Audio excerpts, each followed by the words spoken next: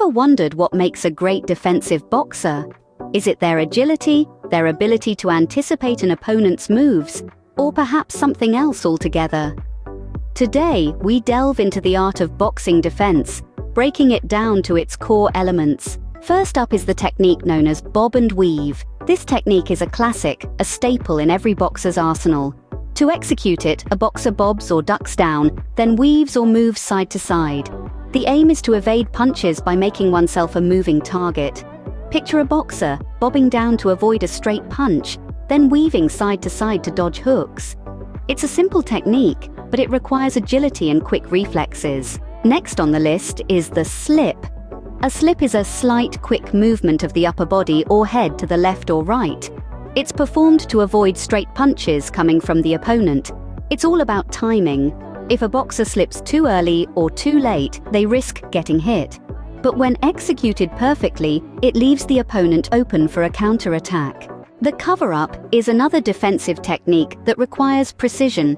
It involves a boxer protecting their face and body by holding their gloves close to them. It's not about completely avoiding punches like the previous techniques, but rather about absorbing them in a way that minimizes damage.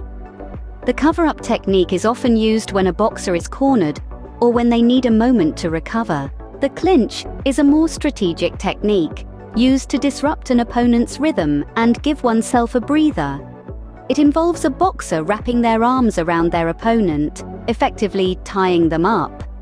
The aim is not to harm the opponent, but to slow down the pace of the fight. Finally, the pivot.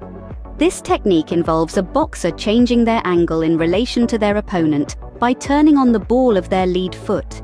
This forces the opponent to reposition themselves, giving the defensive boxer a chance to launch an attack or to get out of a tight spot. Now let's summarize. The bob and weave requires agility and quick reflexes. It's about making oneself a moving target. The slip is all about timing, dodging punches, and leaving the opponent open for a counterattack. The cover-up is about absorbing punches in a way that minimizes damage. The clinch disrupts an opponent's rhythm and provides a breather. Lastly, the pivot involves changing one's angle to force the opponent to reposition themselves. Mastering these techniques takes time and practice, but they're the key to becoming a great defensive boxer. Remember, boxing isn't just about throwing punches, it's also about knowing how to avoid them. The art of defense is just as important, if not more so, than the art of offense.